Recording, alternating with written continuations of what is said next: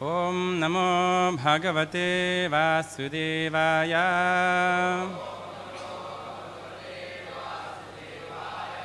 Om Namo Bhagavate Vasudevaya. Om Namo Bhagavate Vasudevaya. Narayanam Namaskritya Naram Chaivam Narotamam Devim Saraswatim Vyasam Tato Jayamudhirayed Nashtah Prayeshu Bhadreshu Nityam Bhagavata Sevaya Bhagavati Utamashloke Bhaktir Bhavati Naishtiki. We're reading from Srimad Bhagavatam, 10th canto, chapter 50. Krishna establishes Dwarka. Verses 7 to 11, to 17. No, 11 to 17.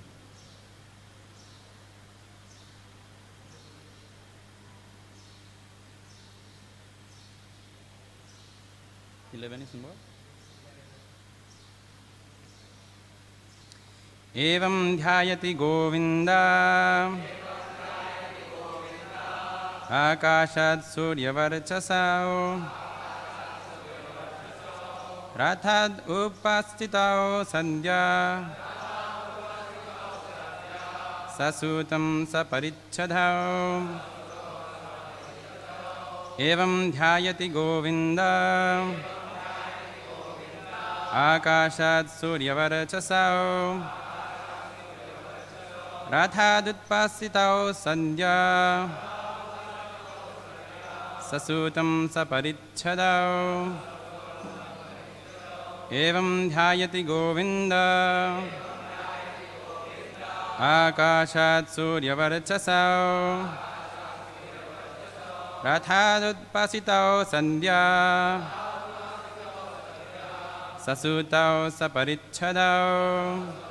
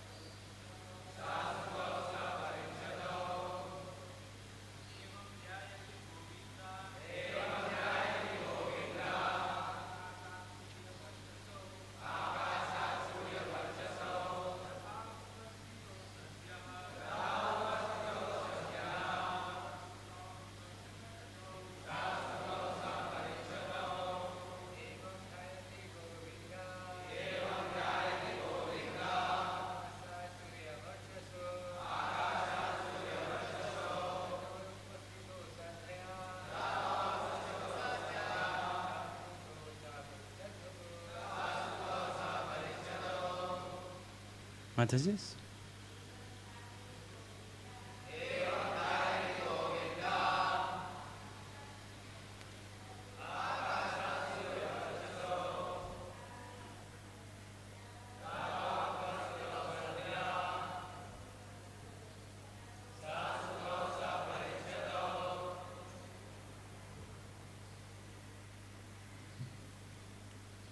Evam, in this manner. Dhyayati, while he was meditating. Govinde, Lord Krishna. Akashat, from the sky. Surya, like the sun. Varachasao, having effulgence. Rathao, two chariots. Upastitao, appeared. Sadayaha, suddenly. Sa, with. Sutao, drivers. Sa, with. Parichadao, equipment. Translation and purport by His Divine Grace, A.C. Bhaktivedanta Swami Srila Prabhupada. Shukadeva Goswami continued, as Lord Govinda was thinking in this way, 2 chariots as effulgent as the sun suddenly descended from the sky. They were complete with drivers and equipment. Purport. Srila Jiva Goswami and Srila Vishwanath Chakravarti agree that the chariots came down from the Lord's own abode, Vaikuntha Loka, the kingdom of God. The faithful devotees of the Lord derived tremendous pleasure by observing the Lord's incomparable technology. 12. Ayudhani cha divyani puranani yadrichaya drishtva tao hrishikesha sankarshanam adha bravit. Translation. The Lord's eternal divine weapons also appear before him spontaneously. Seeing this, Sri Krishna, Lord of the senses, addressed Lord Sankarshana. 13 and 14.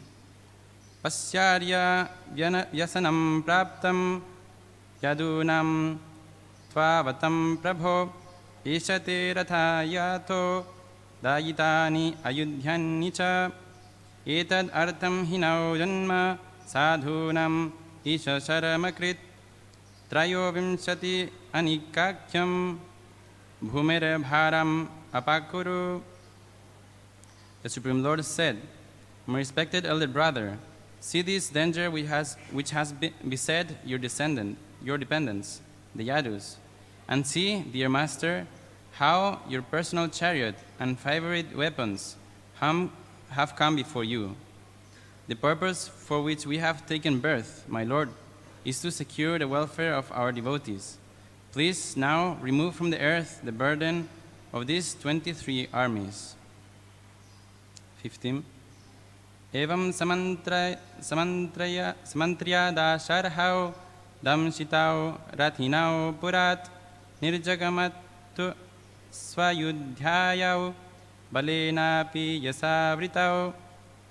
After Lord Krishna had thus invited his brother, the 2 Dasharhas, Krishna and Balaram, wearing armor and displaying the resplendent weapons, drove out of the city in their chariots. Only a very small contingent of soldiers accompanied them. 16. Sankham dadhmao vivrighatya Hare daruka saratihi tato bhud parasan sainyanam haridi vitrasyad vipatuhu. As Lord Krishna came out of the city with Daruka at the reins of his chariot, he blew his conch shell, and the enemy soldiers' hearts began to tremble with fear. Tavaha magadho vikshya he Krishna purushadhama atvaya yodhumichhami balenaike nalajjaya guptena hi tvaya manda nayoshye yahi bandhuhan. Jarasandha looked at the 2 brothers, at 2 of them, and said, O Krishna, lowest of men, I do not wish to fight alone with you, since it will be a shame to fight with a mere boy. You fool, who kept yourself hidden, O murderer of your relatives, go away. I will not fight with you.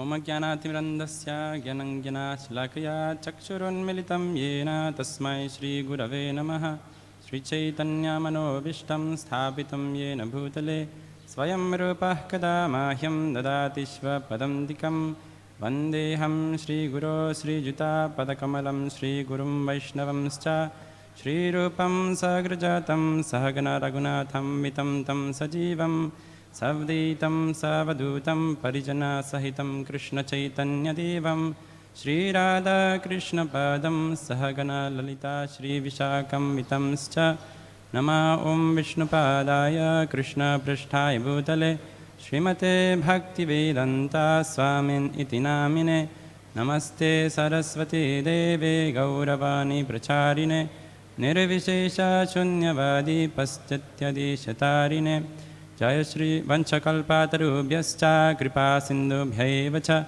Patitanam Pavanebhyo Vaishnavebhyo Namo Namaha Jaya Shri Krishna Chaitanya Prabhu Nityananda Shri Avadita Gadadara Shrivasadi Gaura Bhakta Vrinda Hare Krishna Krishna Krishna Hare Hare Hare Rama Rama Rama Hare Hare. Hare Krishna. Thank you for being present here, and thank you for giving the opportunity to speak on Srimad Bhagavatam. I request the blessings of all the senior devotees and Vaishnavas assembled. So we are in the 10th canto, 50th chapter, where Krishna erects the fort of Mathura, of Dwarka, sorry.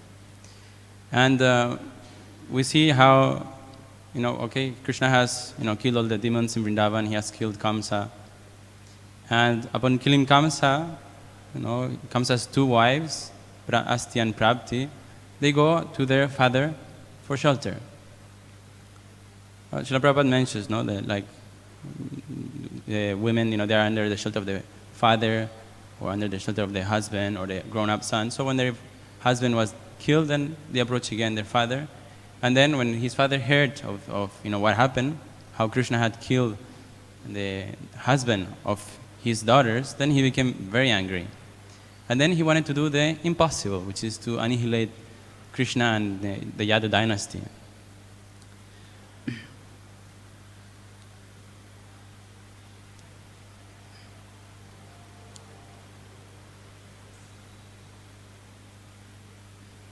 Jarasandha, we know his story, how he was, his father, he had two wives, and he was not having any children. He was a king, he was not having children.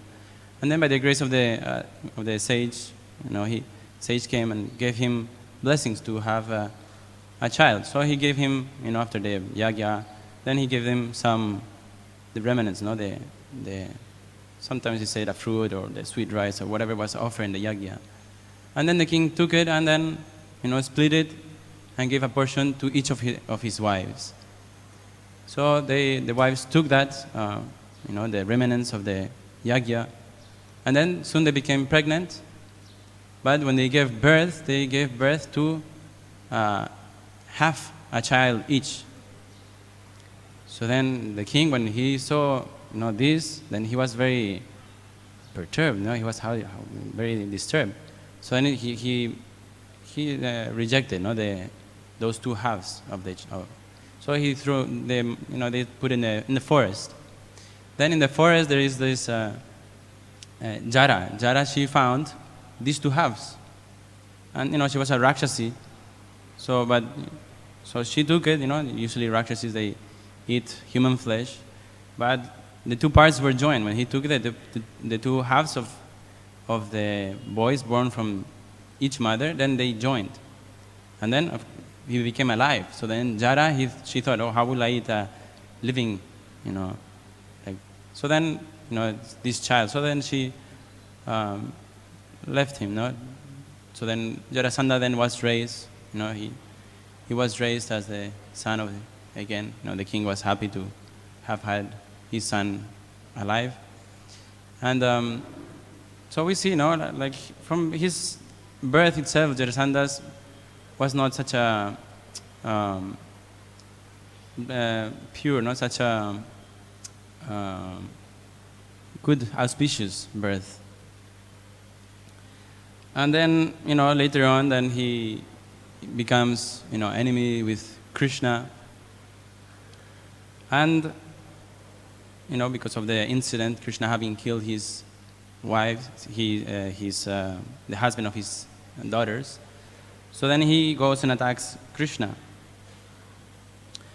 Krishna, he saw the army, Jarasandha coming with his army, and he told Balaram, okay, they are coming, let's go defend, protect our devotees, because the Lord Paritranaya sadhanam vinashaya cha duskritam. He comes, annihilates the demons and protects the devotees. So then immediately at that point, all the weapons, the two effulgent chariots came, and everything was there at his disposal. Of course, the Lord really does not need to have any weapons or anything to kill all these enemies. He can just glance and, they can be removed immediately. So why is Krishna, taking so much trouble, taking his weapons, going to the battlefield and, going and annihilating the demons? Why is he doing this? He could just glance and, okay, finish. Or maybe he couldn't, bless them and purify them immediately, right? But Krishna always fulfills more than one purpose in his pastimes. So then Krishna, he's going with his brother and small army. It's mentioned, it's just some small army. He goes out of the city, Mathura, and starts fighting with the army. And then Jarasandha's army, they cover up Krishna and Balaram. So then from the city, all the ladies, they're looking at the battle. And when they can no longer see Krishna, they become very desperate. Oh, we cannot see our beloved Krishna. So then in this way, Krishna, hides in himself. And then this anxiety for Krishna arises in the hearts of the devotee. So then in this way, Krishna fulfills many purposes. He's killing, the asuras, and he's increasing the love of his devotees for him. So this, always he has many purposes. We also see in this pastime how, he displays, his opulences. Krishna, who is Krishna? Who is God? Who is Bhagavan? How can we describe Bhagavan? Bhagavan is he who is full in 6 opulences.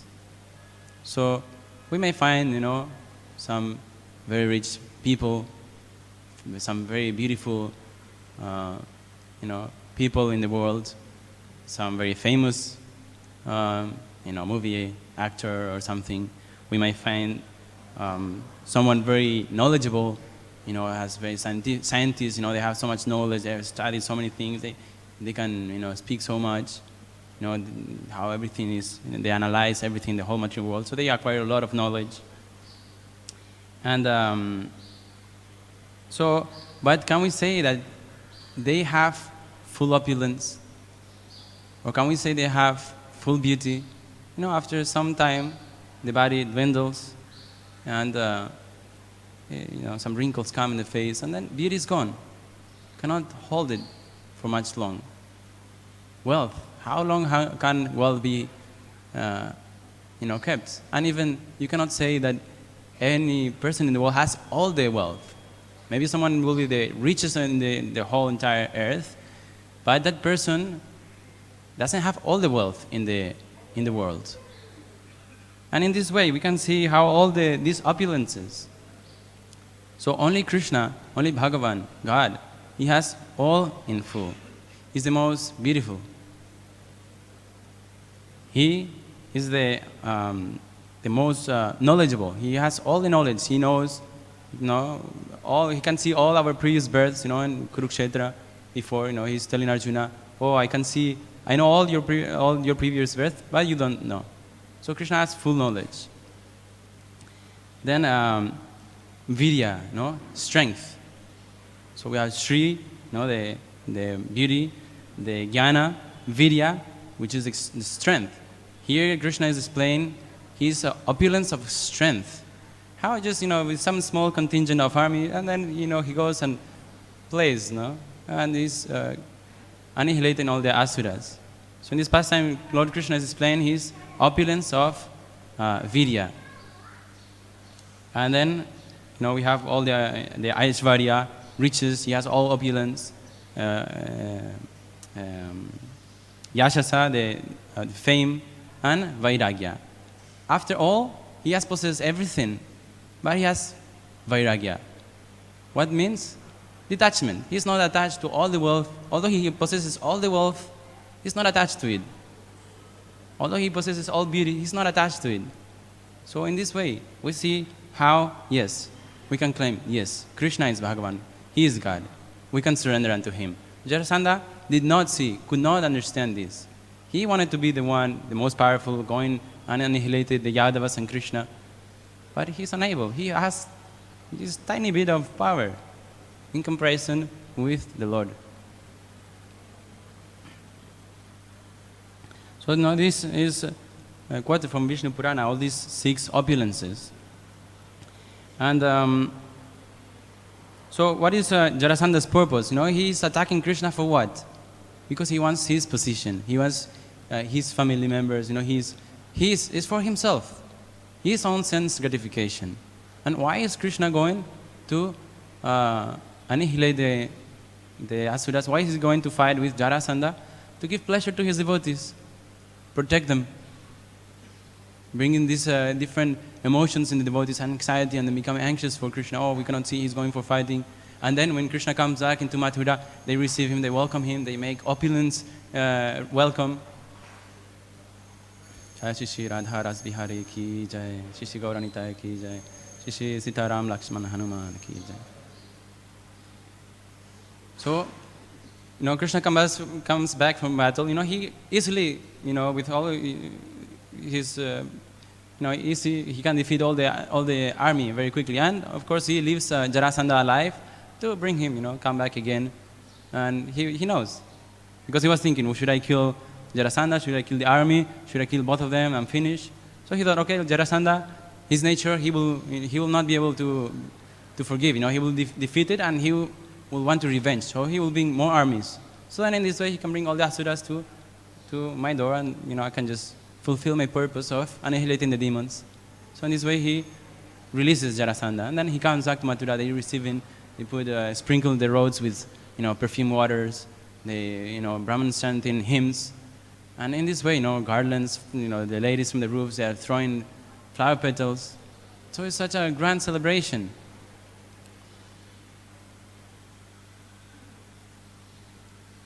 In this way, of course, we can see Jarasandha, we could say, okay, he's pleasing the Lord because he's fulfilling the Lord's purpose. Krishna comes to annihilate the demons, so Jarasandha is coming and he's giving service to Krishna. He's serving Krishna by bringing him all the armies, right? But is that devotional service? We have to understand what is bhakti. We need to define what is bhakti. Bhakti, the Acharya Srila Rupa Goswami, they explain, in the various texts they have written, Nectar of Devotion, Anyavilasitashanyam Jnana Karmadyanavritam Anukulyena Krishnanu Shilanam Bhakti Uttama. Bhakti means Uttama Bhakti. Of course, we don't need, Bhakti by itself Bhakti means Bhakti, like water. What is water? It means when there is some mixture, you put lemon in the water and lemon juice, it's not water, it's mixed, no? So when you say water, you will generally understand, okay, pure water. But we still emphasize, pure water. Because especially in Kali Yuga, things tend to be diluted. So we, say pure water. Although it's not necessary to say pure water is water. When it has something else, it's not water, it's mixed. But we still emphasize pure water. So in the same way, pure bhakti, uttama bhakti. Unalloyed devotion, unalloyed. Unalloyed means it's not a mix, like the metals, these different alloys, you mix the different metals, but unalloyed. So alloy means the mixture of, different metals, and you can make, different instruments and like this. So unalloyed means not mixed, pure. So uttama bhakti, we have to define it.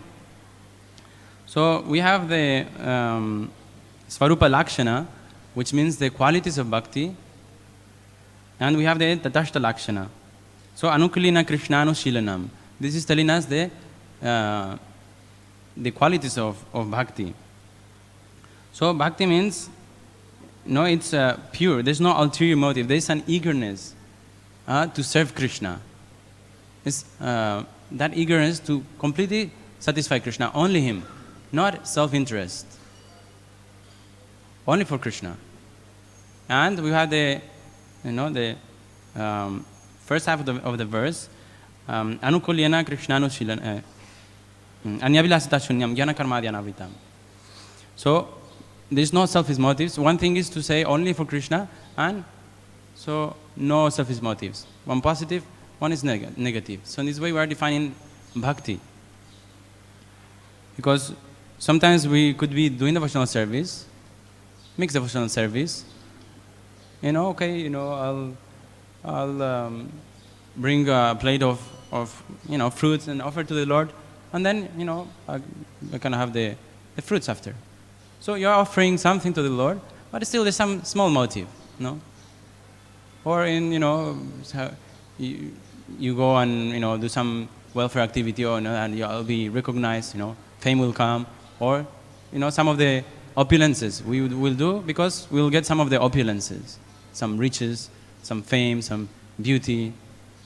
So because bhakti brings all these things, by performing bhakti, all opulences, everything will come. All will come. Fame will come, knowledge will come. Of course, the devotee is not doing because of that.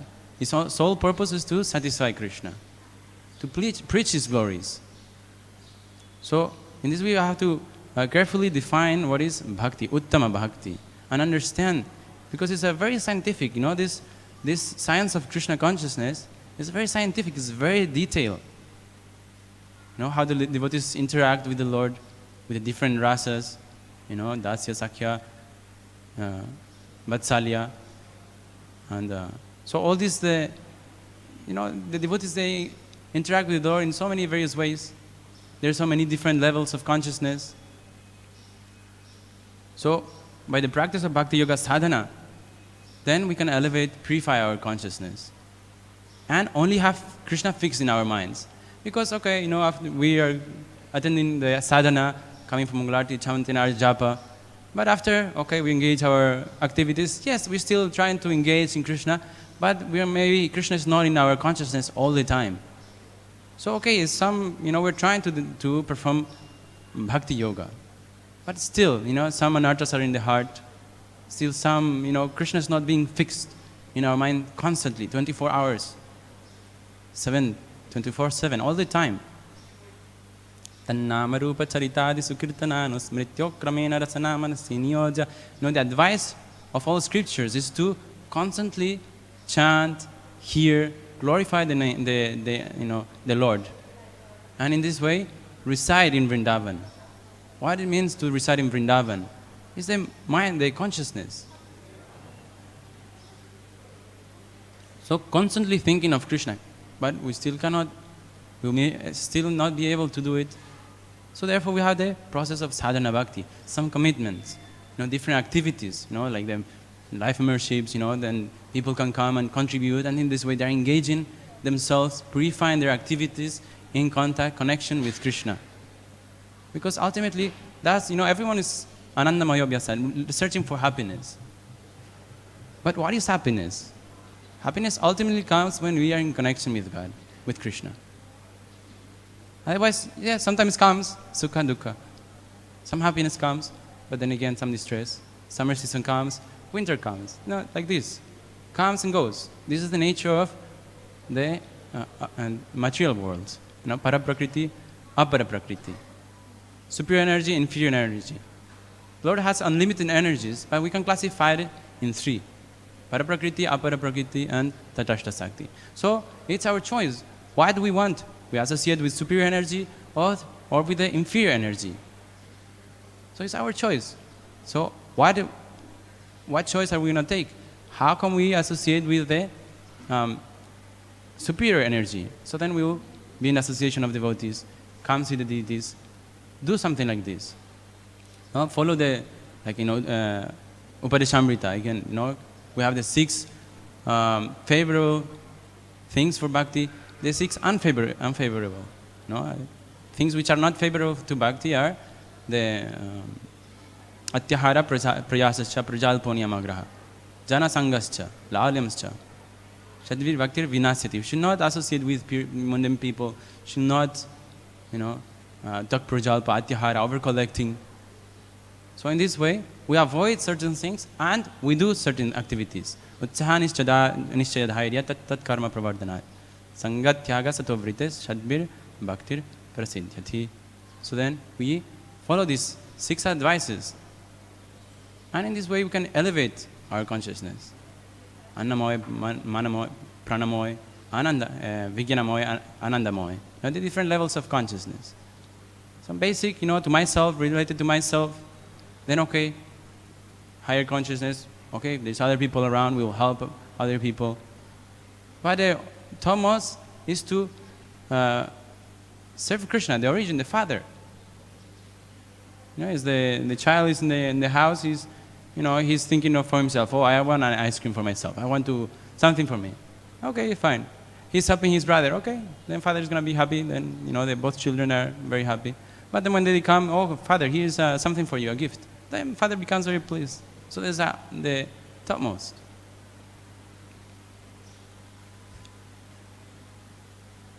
So, bhakti, devotion, is an endeavor, arduous endeavor, to please Krishna with one's endeavor, not free from the impurities of ulterior motive. So then this is Uttama Bhakti. We can definitely go deeper into the nectar of devotion. So much detail is there to define, because when you're watering the plant in the garden, you have a plant, you plant a nice flower plant, you're watering it, other weeds will come. The Bhakti Lata is like a plant. We want to water it with the proper things. And in this way the Bhakti Lata, the creeper of devotional, will grow. But other things weeds will come along. So we need to take care.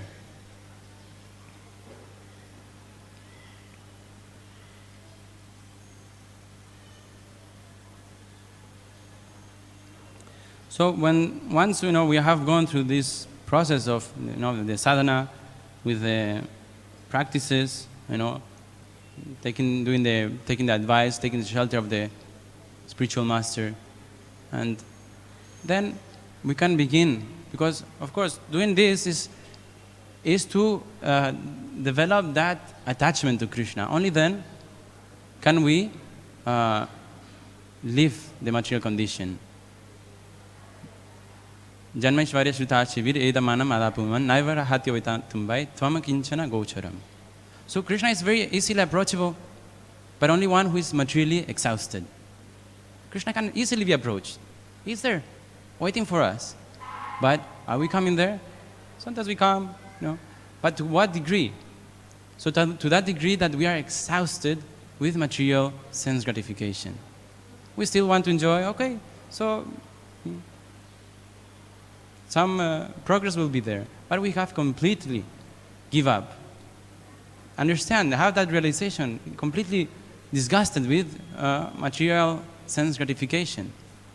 Then only we can become attracted to Krishna and detached from all material pleasures. Otherwise, Maya is very, very attractive, Devi Hyesha Gunamayi Maya Duratteya. This energy of mine is very difficult to overcome. But one has to surrender unto me, can very easily cross beyond it.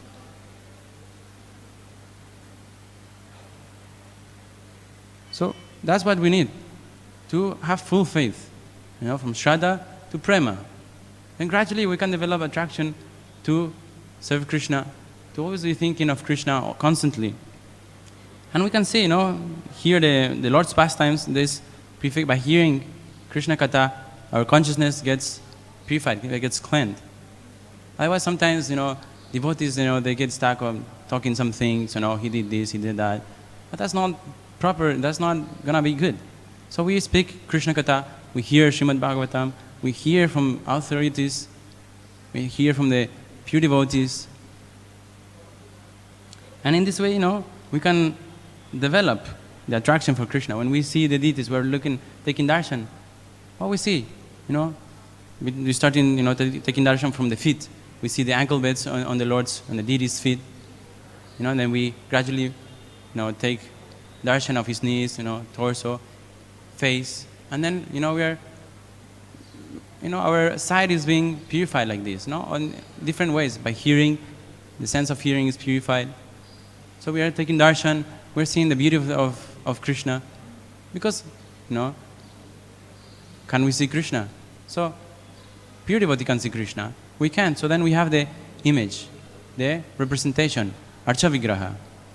And Archa Vigraha is there, we can connect, we can do something, offer our activities to Krishna. Otherwise, how will we connect to Krishna? Where is Krishna? I cannot see, okay, here is Krishna. Srila Prabhupada has given Archa Vigraha.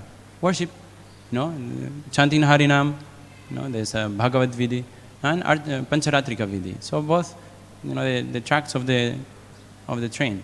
These two parallel lines. We have some rules, regulations following, and we have also chanting the Mahamantra, hearing the Bhagavat Vidi.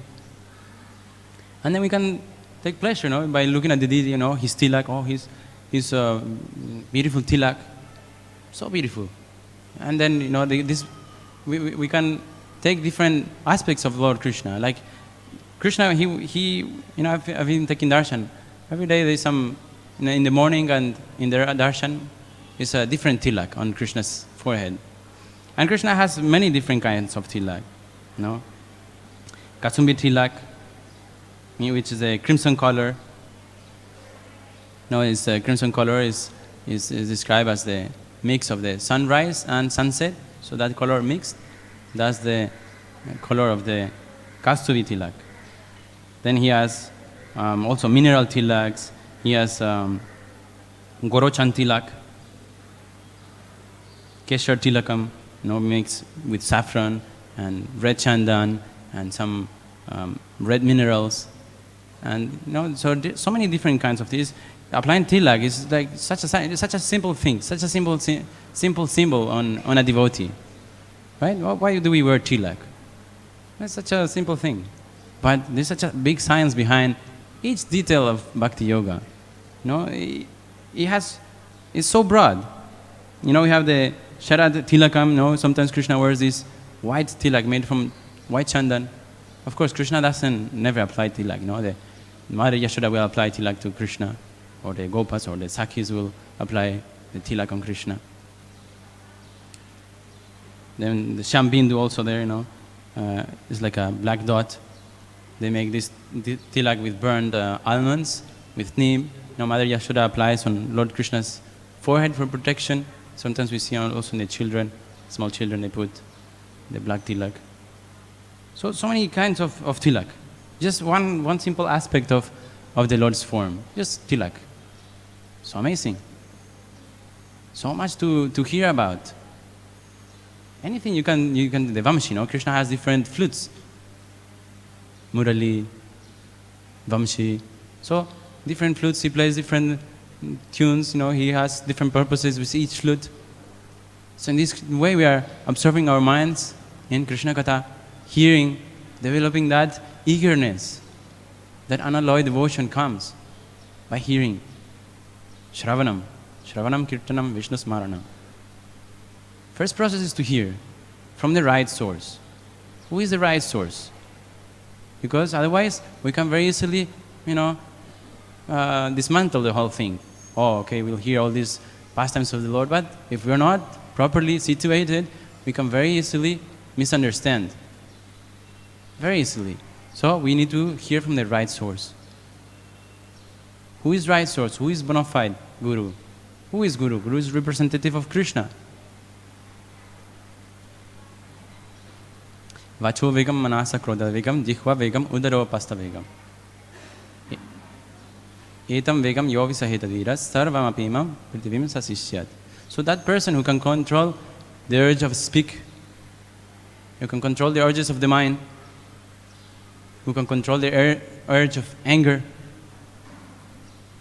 Of course, Arjuna was fighting in the war. You have to be angry to fight. So how is that? It's not that we don't become angry, but Krishna says, okay, you fight, okay, we fight. Devotee is being blasphemed, Krishna is being blasphemed, we fight. It's not that devotee is like, no, he will become angry also. But how to apply that anger? Then controlling the urges of the jihwa, eating, like go here and there eating. We're like behind the senses, like running behind the sense. Oh, now Thang wants to eat this. Oh, I follow my Thang. No, control the urge of eating. How? Taking Krishna Prasad, we offer, we take Krishna Prasad. Everything we cook, we eat, everything we offer to Krishna. Then we're controlling the sense of the urge of jihva, which is directly connected to udara and upasta, stomach and genitals. We eat, and pressure comes, and the stomach becomes full, and pressure comes down, and illicit activities may happen. So we need to follow 4 regulative principles. So we need to start controlling the 6 urges.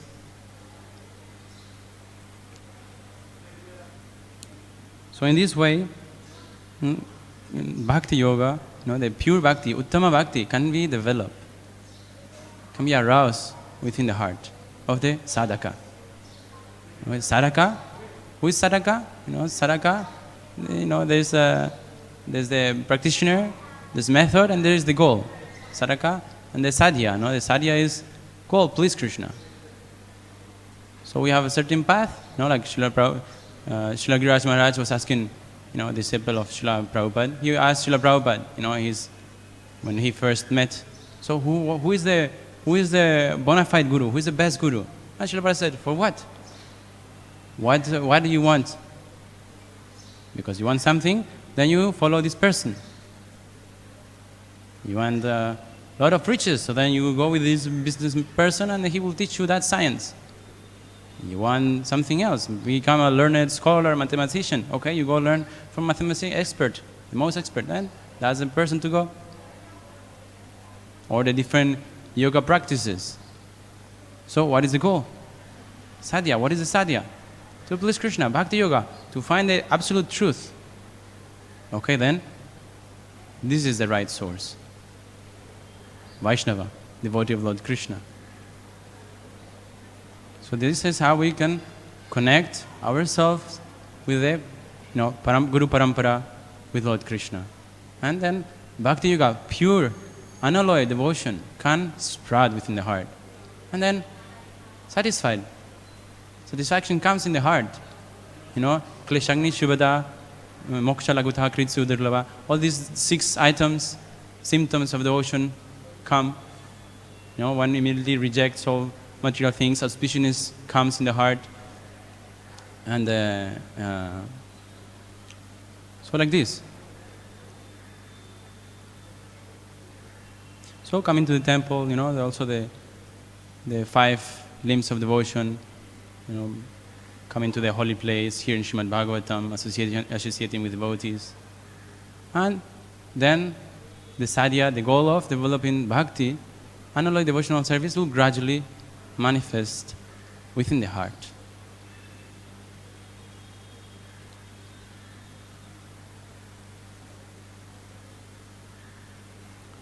So we'll ask for questions, comments, and corrections from our senior.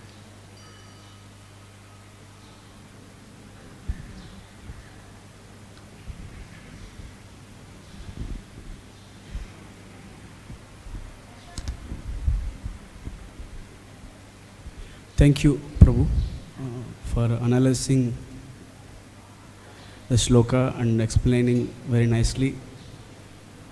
So generally, there are a lot of youngsters come to ISKCON temples, but when there are some devotees who approach them to chant Hare Krishna, they say that no, we just came for peace, and they just want to sit, and they want to chit-chat with each other, take some photos.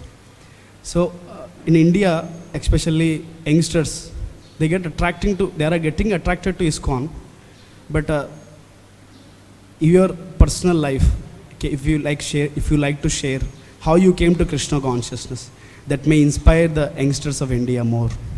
Hare Krishna.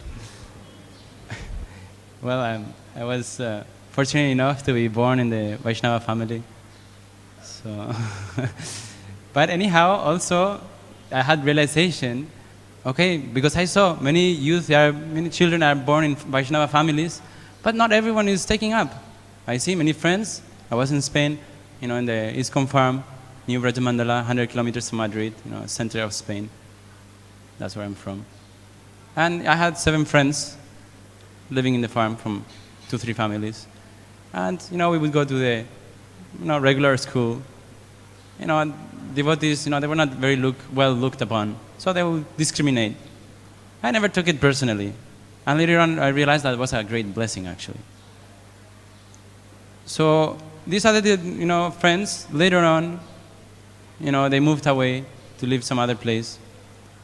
And then I was alone in the farm. I had my childhood friends, devotees. So then I started to think, going to school, like, I'm going to learn so many things and go to university, and I was not looking for that. Then what? They get some job and go work, and I was like, no, like, I've been born devotee, so I want to be a devotee. I've been fortunate enough to be born in a Vaishnava family. So please, Krishna, allow me to actually do what I have to do. And then I thought, okay, I shall go to Mayapur. And then that was the best choice I ever made in my life. Then association with devotees, living in the Dham, all these things we just discussed. Then what's there? And I see, because that was my choice. Although we are born in devotee families, we also have to choose to be devotees. Because it's a choice. Bhakti is not enforced. Krishna will, he gives free will. It cannot be enforced, a chant japa. No, it has to be a rasan. That's why all these different activities we do to rise the consciousness and realize, okay, yes, I want to take it up. And then, I went back to Spain, and my friends, well, they were doing normal activities. So it's a choice. Although, we are born, we also have to choose. So everyone who comes in the temple, they also have to, so we inspire them through all these different activities we engage. Like membership and different activities, cooking, according to everyone's capacity, according to, the Swadharma, then we engage. We have the Swadharma, Sanatan Dharma. Sanatan Dharma is same for everyone. So how to come to that? Sanatan Dharma means to please Krishna. Swadharma means the personal occupation. So we engage the personal occupation, and then we can please Krishna. And then like this we can bring the enthusiasm, and engage the people. Sometimes we may see, like from Gurukul, I went to Mayapur, studied in Gurukul several years. And people ask me, so what is your experience in Gurukul? What happens to the boys when they graduate, they go from Gurukul? What will you do in the future after Gurukul? I don't get any kind of degree or anything. I don't need. We learn all this science, the Bhagavatam, just relish the nectarian pastimes of the Lord in the Srimad Bhagavatam. Immerse yourself. So, what is the need? But we see some Gurukul boys, they come out and, not to criticize them, but they're still developing, different, they're acquiring different realizations. So externally, we don't know. Internally, what is their status? No? At least I will not judge. No, but externally, you may conclude, oh, he's not doing so good. And some other Gurukul boys, okay, they will be, externally, you could say, okay, he's doing very good. Internally, it's difficult, for me to tell exactly. But the point is that everyone has to acquire the realization. So what we do to that? The proper association. Thank you, Prabhu. And you brought up another point in your response, that many Vaishnava children who are born in Vaishnava families, what do you think some reasons why they are not becoming a full-time or full-fledged devotee? What do you think some reasons? Yes, generally we like to categorize and immediately say, but maybe okay, so those children who went to Gurukul who externally might not be doing so good, if they didn't go to Gurukul, what will they be doing? So progress has been there, but we cannot see it. Because we only see, okay, our goal, but we not see in between. Okay, that's we have the goal. Okay, so that's how everyone has to be. But there's a progress. So okay, maybe someone joins, and after he's not following so well. But if he didn't come in contact with the devotees, he didn't study in the Gurukul, or he didn't have the the association, what will he be doing?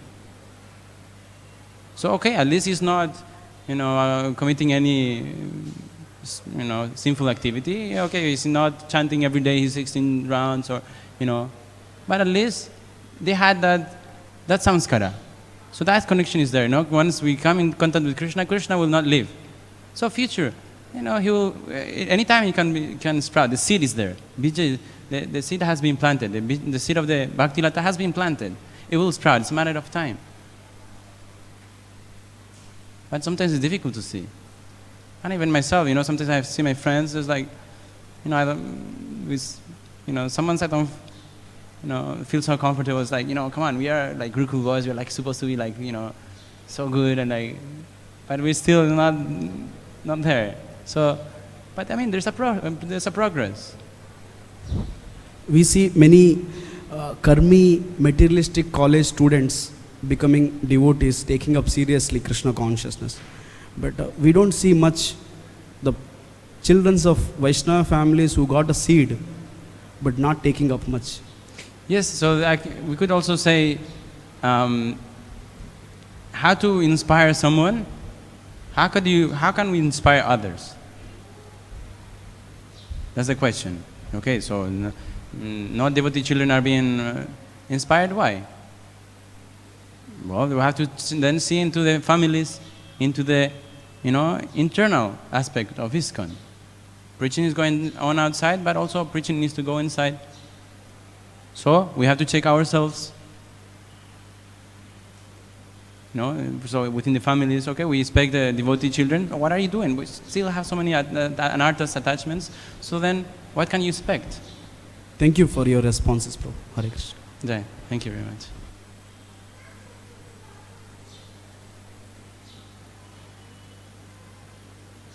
Yes, bro. Thank you, Prabhuji, for very nicely explaining about pure devotional service. You mentioned, when it is mentioned pure, then there should be some alloyed also, some mixture also there. So, pure devotional service. So, although we wish we render pure devotional service to Krishna, but somehow there are impurities in our heart when we render devotional service. So, what factors we should take care, or first how we identify that my devotional service is not pure, and then what factors we should take care that we come to the platform of rendering pure devotional service. The last part? How we can render pure devotional service, what factors I should take care that it should be pure. So yes, the line is very subtle. Like you can be doing something and it can be bhakti, yoga, devotional service, and very easily it cannot be. It will be the opposite. Very easily can be mistaken. So, but we need to follow the instruction. We don't know, so we need to ask those who know, Guru. So he has to follow. He will tell us instruction. Okay, you do. We don't have that vision. Okay, so what do we do? Tadvidi pranipatena pariprashnena sevaya padikshanti jnanam janinas tadvadarshinaha. He has seen the truth. He knows what is the truth. Tadvadarshina. He has seen. So to that person we surrender. We don't know what is the truth. We don't know what is bhakti, what is not bhakti. But this person knows. So surrender.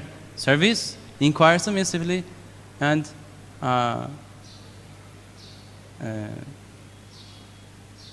follow his instructions. So, this is how we can do it. Otherwise, we're going to be bewildered. We need a reference point. So that's the only way. If you are in ignorance, you cannot see what you need to do. You need the light. Where is the light? We are born in the darkness of ignorance. But spiritual master comes with the torch of knowledge, and then we can see. So only then we can understand what is what. From those who know. Thank you.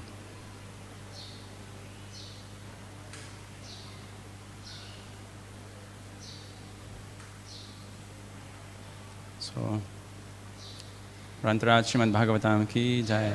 Srila Prabhupada ki jai. Nitai Gaura Premanande Hari.